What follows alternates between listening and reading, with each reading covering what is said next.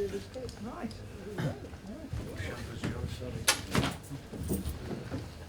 Some for the last game. Yes. I could have us limited to here.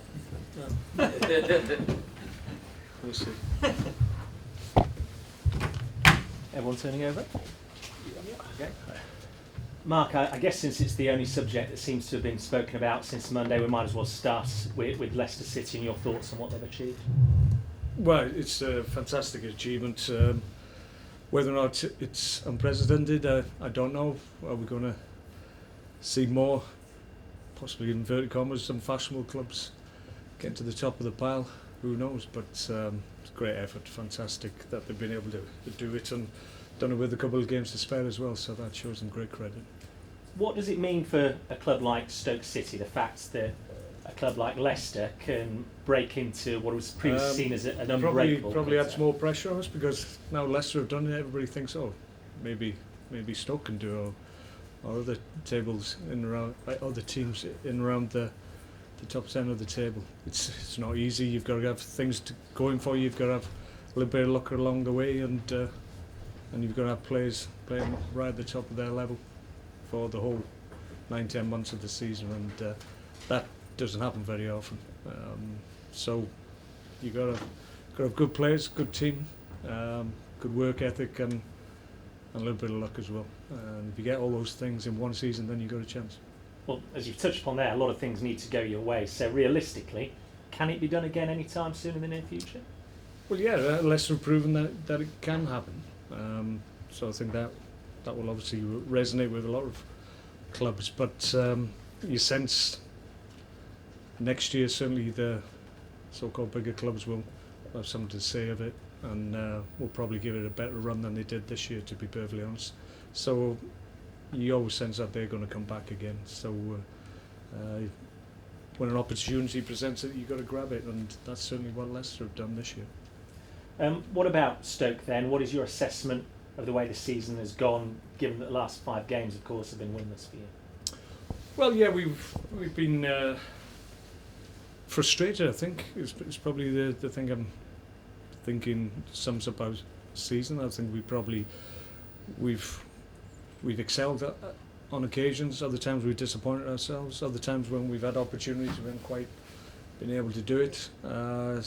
Other times when we played well, haven't got the rewards that we felt we deserved. So there's been frustration along with a little bit of disappointment, but a lot of satisfaction as well along the way. We're still 2 games to go. We can equal our record points total. So the season as a whole, which is what you should judge us on, not on a current blip in terms of performances. Certainly the 3 games prior to the last time out illustrated that. But I think we're a club that's continuing to progress and going in the right direction. We're trying to be better every year, and we'll continue to try and do the right things next year as well. And this year has tested us somewhat with injuries that we've had to key personnel, and that's probably hampered what we've been able to achieve this year. But overall, given all that, I think we've done okay. There is, of course, still the opportunity to finish in the top 10 again. How big an incentive is that? Yeah, well, that's something that we strive to do every year. When I first got the job, I stated that I wanted us to be a team that was consistently in the top 10. For the last 2 seasons, we've been able to do that. We do it for the 3rd season, then that's something that we've achieved, and something that we should look back on with a lot of pride. And then we use that as a basis and a platform to push on to bigger and better things, hopefully next year. So we fulfilled the initial part, which obviously was to be competitive at the top end, which we undoubtedly are.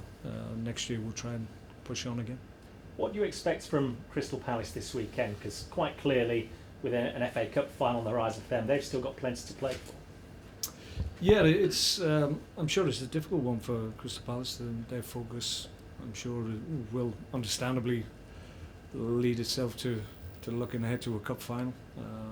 Players are human, that happens.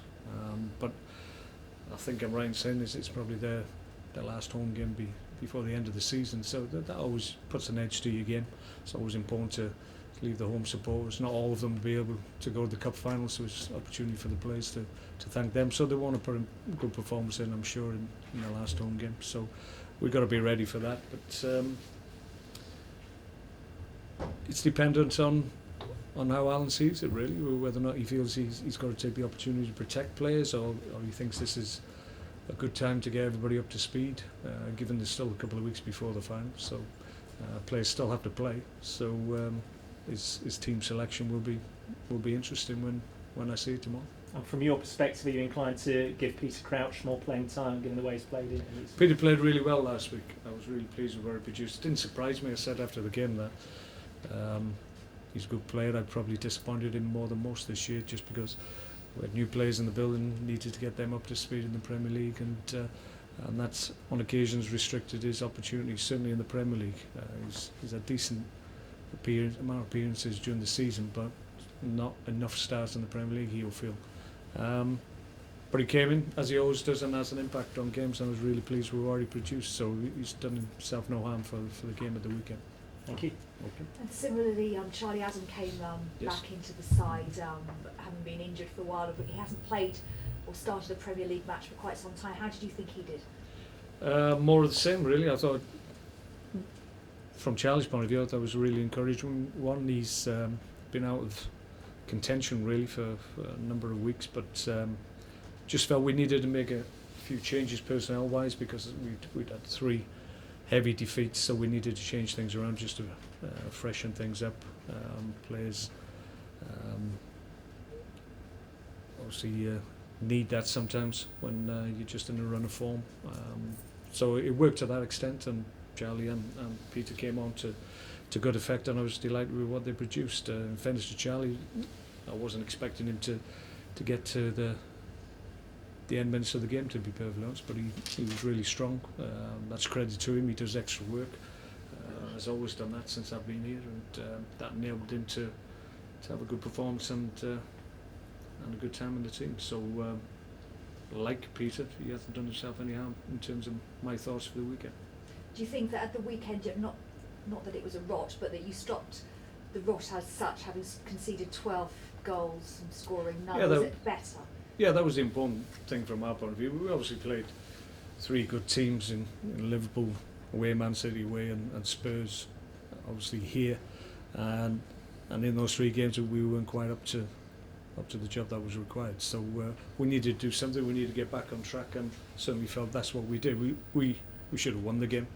They get a late penalty, and in my view the referee was a little bit lenient in terms of giving that one, and we lost 2 of the 3 points that we deserved on the day. But from my point of view, it was important that we got a performance, and we did, thankfully.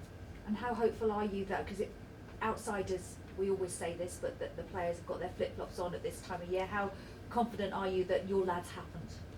Well, I think that was illustrated by your performance against Sunderland last time out.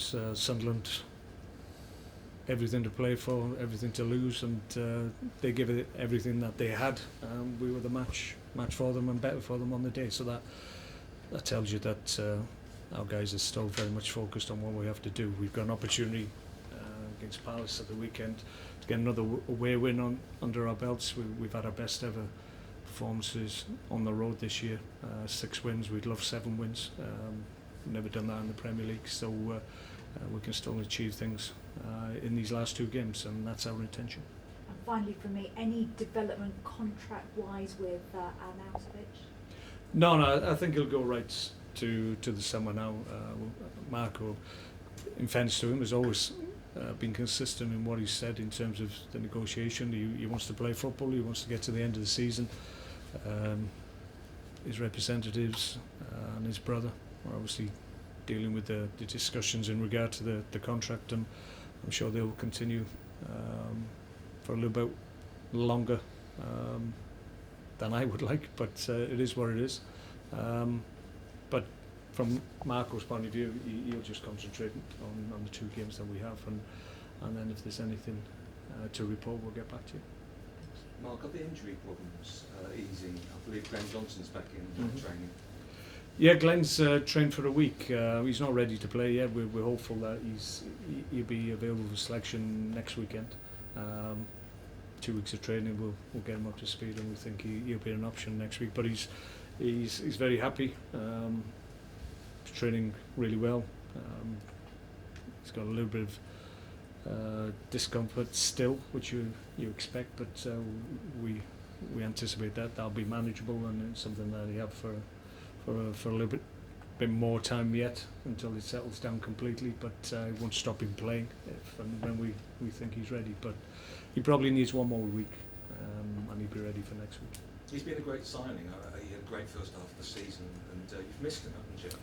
He's a good player, Glenn. When you see him back in training, you recognise the quality on the ball that he has, and I think probably, not disrespect to any other guys who've filled in for Glenn, but his technical ability on the ball and his ability to take the ball up the field with good technique and being able to pick a pass and be an attacking outlet for us, we've probably missed that more than we initially felt maybe. So to get that back, certainly, hopefully at the end of the season, but obviously next year he'll be raring to go again. The injury will be behind him, and he'll finish off or start the season like he finished off his time in the first season with us. So we're really looking forward to having him back on a regular basis.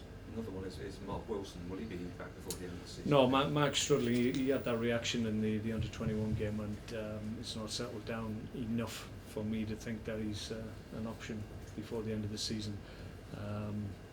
He's obviously still hoping to be involved with Ireland. He should be okay for that, but the knee won't settle down before the West Ham game.